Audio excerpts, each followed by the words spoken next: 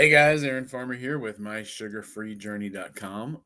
We are going to talk about Ozempic today.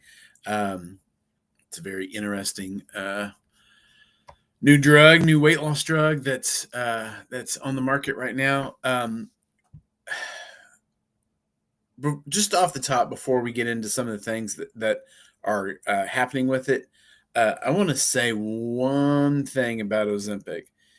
If you are so morbidly obese that your life is in danger, then I actually support you taking Ozempic. Under a doctor's supervision, everything that you would, under a doctor's care, being careful, being cognizant of the side effects. And we're going to look at the side effects here in just a minute. But, if 10, 12 years ago when I was 400 pounds and my blood pressure was so high, I literally thought it was going to kill me any minute. If you had told me there was a pill that I could take to get 50 pounds off really, really quickly, which is, which that's generally what you lose. You lose about 10 to 15% of your body weight. That's kind of the norm if in with Ozempic. But if you told me that there was a pill that I could take that I could get 50 pounds off of my body within 2 months, I'd have probably taken it, and it would probably have been a good idea at the time, just to get me out of the red line area down to where I was heading in the right direction. But if you've just got 30 or 40 pounds to lose, Ozempic that's probably not what you want to do. That's probably not where you want to start. Probably where you want to start is by changing your diet. We're going to look at that in a minute. But real quick, so let's look at Ozempic. The first thing that you know about Ozempic is it doesn't cure obesity. What it does is it creates lifelong customers of Ozempic. So once you start taking Ozempic, you have to take Ozempic forever. And it's not cheap, which, if you've got unlimited money, great, good for you. Go get that Ozempic. The first time I ever heard about Wegovy, which was the more powerful weight loss drug that, it's Ozempic by a different name, was when they asked Elon Musk what he did to lose his weight, and he said Wegovy. So that was probably the first time I'd ever heard of it happening. But Ozempic works. It'll take your weight off, but you just need to know that if you stop taking it, the weight comes back. However, almost anything that you do to lose weight, if you stop doing that thing that that made you lose the weight comes back. And I tell a lot of people this because it's one of those things that's really hard to believe. It's actually, as difficult as it is to lose weight, it's actually a lot easier to lose weight than it is to keep weight off long term, to keep weight off for the rest of your life. It's a really difficult thing to do. And with Ozempic, it's no different. If you take Ozempic to lose weight, you will have to take Ozempic for the rest of your life.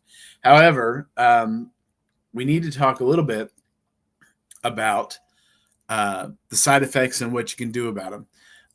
And some of these side effects, they're permanent. And I've got an alert on one of these social media apps. I think it's Instagram. That anytime somebody talks about their experience with Ozempic, I see that. I see that video, and a lot of people are thrilled. They take Ozempic, everything's great. They lose the weight, they're thrilled with it. And every once in a while, you get somebody who has a horrific side effect, and it's not good, and it's really, really terrible. So the first thing you need to know about Ozempic is it was very aggressively marketed. It was rubber stamped by the FDA. It was pushed on literally every demographic. So this wasn't and this is what you're going to find out with a lot of these pills as they go through FDA approval, is with enough money, you can get almost any drug approved. I mean, we just went through the opioid crisis because the Sacklers got their drugs approved. And the marketing push has been excellent. In fact, it's been so good that we are running out of Ozempic, and it's going to be. That's one of the reasons why the price is so high. But I don't know that the price is ever going to fall, because in America you've got, you know, if there's one problem in America, it's the obesity crisis, and then you've got a pill that solves that. That the price of that pill is not going down anytime soon. One of the really funny things that you learn as you kind of look back at the history of Ozempic is there is an allegation. I don't know if this is true, but it looks like it is. There's an allegation that they paid the NAACP to frame any criticism of giving the drug to Black communities as racist. So Black communities have the highest percentage of the population that is obese. They have the highest percentage of the population that is morbidly obese, and so they had a campaign through the NAACP to make sure that if there was any criticism of giving out the pill to whoever, that because you were like preferentially not giving it to the Black community because that was the community that needed it most, that it was racist. So it wasn't, if you looked at the numbers and said, well, hey, this is bad, this is hurting people, these side effects are really dangerous. If you had all that, then what they could do is they could just turn around and call you racist. You're a white supremacist for not wanting to get this pill into everyone's hands. Not a good place to start. The FDA did approve it, but the FDA approved it for kids 12 and up based on a single 68-week study. And so there's been one study to approve it for kids. The idea that a 12-year-old kid should be taking Ozempic is crazy. I don't know why that's even I don't know why that's even an option. But in America, we have 12, 13, 14-year-old kids with type 2 diabetes, and they that are morbidly obese. So I understand, that's a part of the market that you've got to be able to tap into. If you have the weight loss drug, well, who's fat? It's our kids. Our kids are getting sicker and sicker. But the big deal here is that Big Pharma is lobbying to make Medicare pay for it. So that they're trying to make Ozempic available through Medicare, so Medicare will pick up the bill for it.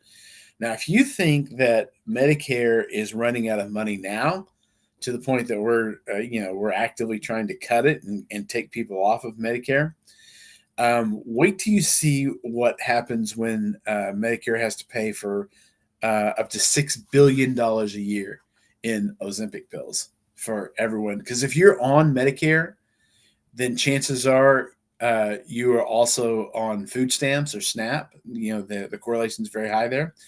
And if you're on SNAP, we know that most of the money that is spent on SNAP is spent on sugary drinks. So most people that are on SNAP are eating the foods and drinking the sugary drinks that give you diabetes. And then you go on Medicare, and then a giant chunk of Medicare's money is taken up with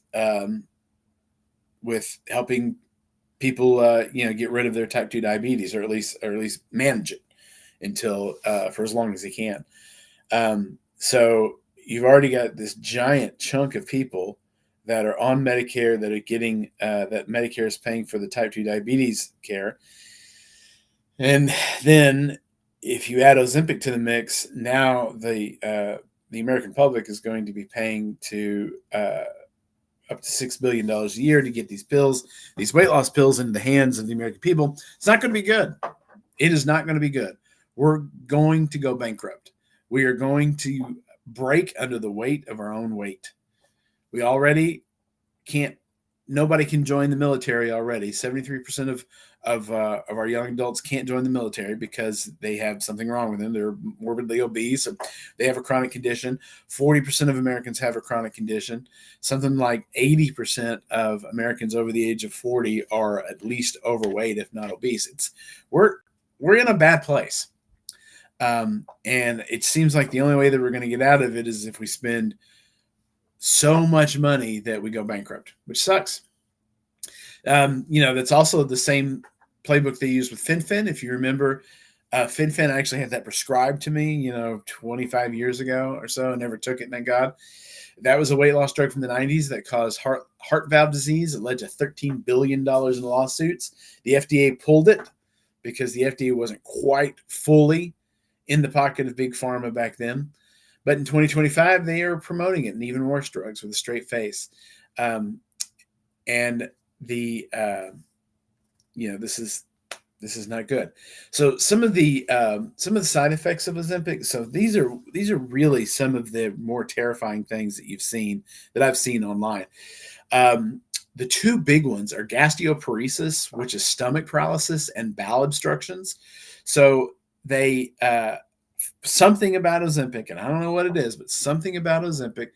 When you eat food, you digest it in your stomach, and then as it travels through the intestines, you've got this peristalsis where you've got this wave like these, your colon and your intestines are compressing in a wave like thing and moving things down the tube that is your small intestines. Well, that wave function has to happen, and it has to move things from the stomach all the way through the large intestine, the small intestine, out the backside, and you've got to be able to digest the food. That's how you get the nutrition out of the food. And sometimes if you take Ozempic, that wave function goes away. Your stomach, it gets paralyzed. Your bowels get obstructed. It's not good. One thing that you can do, and I don't know if there's any correlation, between one and the other, but if you are going to take Ozempic, I would take a magnesium supplement because I know that helps with the peristalsis, with the wave function in your colons. I haven't seen any. I haven't seen any. What do you call it? Any science on this? But if I was taking Ozempic and I was scared at all of the stomach paralysis or the bowel obstructions, I would definitely take a pretty good high dose of magnesium every time I took every day as part of just my normal regimen. It can also cause suicidal thoughts, which is nuts. Suicidal ideation in a weight loss pill. So there is a drug. I don't think we ever got it in the States. I knew that it existed in Britain. So the thinking was that people overate because food gave them joy. It gave them happiness. It gave them dopamine, right? So they were going to create a pill that blocked dopamine so that you couldn't get joy from eating food, so that you wouldn't want to eat as much. It was going to reduce addiction, the addiction to food. And for a little while there, it was really thought that was going to do something for weight loss. Well, the problem is that it didn't just target the creation of dopamine from eating food. It just blocked dopamine. And if you block dopamine, you can't feel happiness anywhere. You can't feel happiness doing anything. And so people were on this drug and were literally throwing themselves out of windows. And committing suicide because these drugs just blocked all dopamine. Imagine going through life and being totally incapable of feeling joy. That's what that drug did. Now, is that what Ozempic is doing? I don't know. We do see a correlation between taking Ozempic and some suicidal thoughts. I don't know if that's happening because it's blocking Ozempic or because it's blocking dopamine. I don't really know what that is. I don't really know how it's happening, but you need to know that it's happening. If you've got a significant other, a partner that can kind of monitor your moods, I would definitely make sure that you knew what the risks were, and that maybe you've got a protocol in place that if things get dark, that you'll get off the drugs and get off Ozempic. And maybe get to a doctor and I don't know if you have to wean yourself off of it or whatever, but you need to know that that's a problem. We've seen reports of vision loss. There are people who have gone blind from taking Ozempic. Again, that's rare, but it's something that you need to know about before you start taking it. Facial wasting. If you just Google Ozempic face, you'll see before and after pictures of all of these celebrities that have taken Ozempic, and man, it looks like a vampire sucked their soul out. It's so crazy. Their cheeks are sunken in, their eyes are like caved back into the back of their head. It's weird. It's a weird look. There's also been reported sagging breasts. I don't know what that's about, but maybe it's just because you're taking away some testosterone sagging. You start taking Ozempic. Some of these side effects are permanent. Most are unreported or underreported because people, especially if you're 400 pounds and you take a pill and it gets you down to 350 or 300, you're willing to put up with a certain number of side effects in order to get down that low. But boy, be careful. Oh, the other thing that you need to know about is that Ozempic has taken such a huge bite out of the junk food industry. The junk food companies have taken such a big loss from so many people being on Ozempic. There's a New York Times article you can look up, and they are in the process of creating junk food that works around Ozempic. So whatever the mechanism is that Ozempic works with, they are trying to create a junk food that will counteract that so that people will continue to eat their junk food even while on Ozempic. Isn't that gross? Isn't that gross? Man, if Big Pharma's not going to kill you, big junk food will. So let's go through the numbers real quick. There's a major study of 16 million medical records that found Ozempic users had a 9 times higher risk of pancreatitis.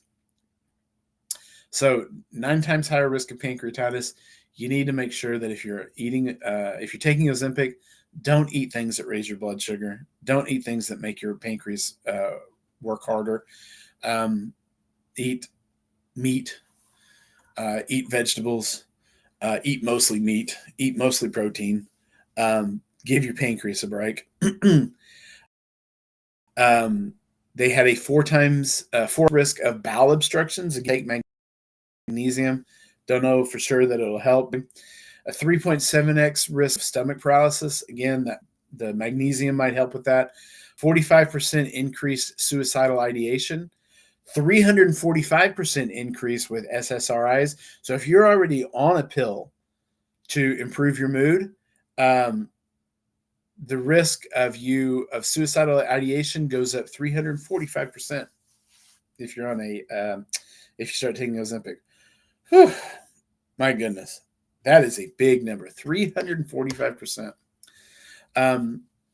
And the reason why, it doesn't just mess with your digestion. It changes how your brain works.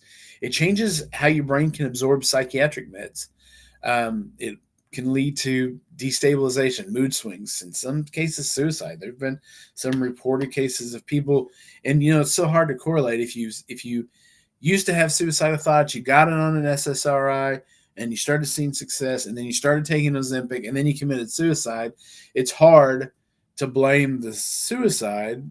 But when you're looking at 16 million people that are on Ozempic, and you see an increase in suicides, an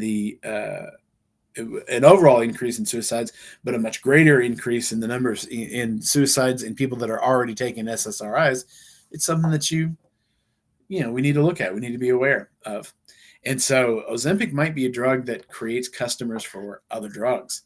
It's amazing. And the Midwestern Doctor on Substack did this whole report on Ozempic. I read through. I would really recommend his work. I really like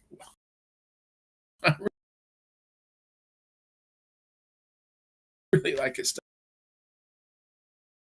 The most important thing to remember about Ozempic is once you start taking it, if you stop taking it, the food comes back.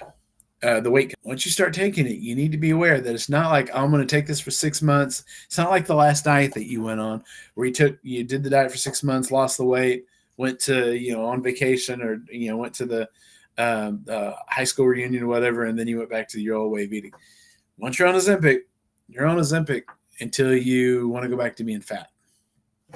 So be careful.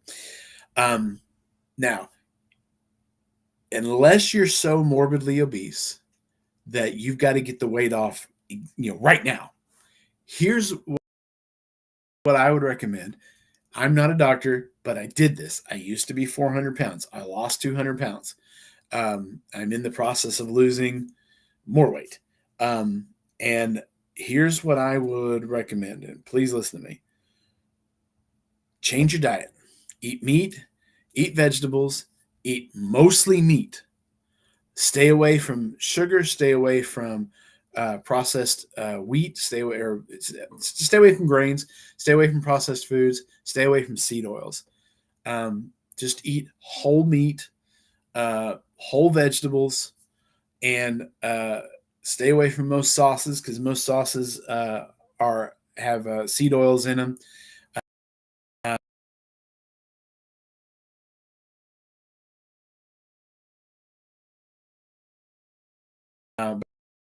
About the only sauce that I eat now is mustard oils.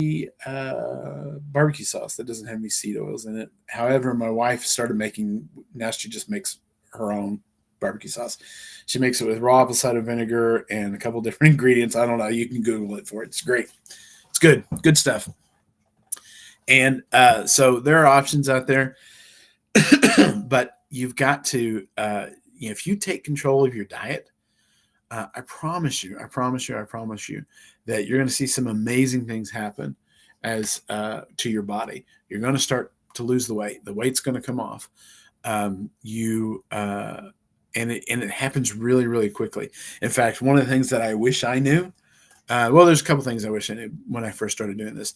Number one, I wish I knew how quickly you come off the meds, because when you stop eating foods that cause your body to start pumping out tons and tons of insulin, you don't have to take the metformin very quickly. I mean, you don't have to take insulin very much longer. You come off the blood pressure medications a lot faster than you would think normally. So, if you do this kind of diet, monitor your medications. If you start feeling lightheaded and you're on a blood pressure medication, you might need to taper back again, do all this with the help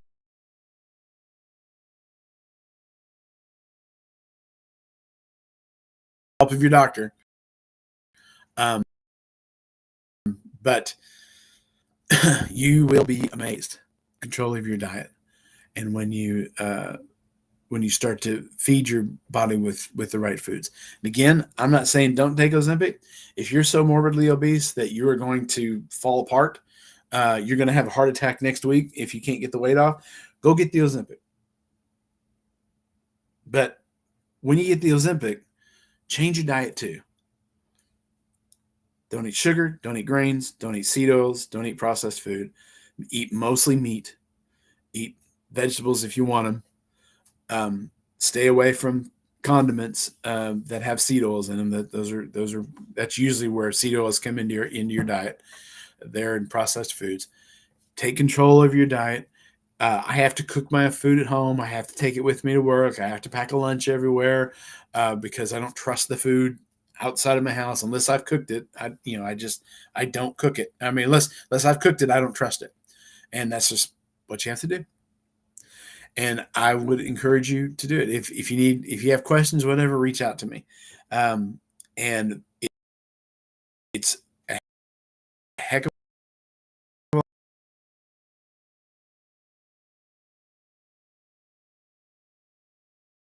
lot cheaper than Ozempic.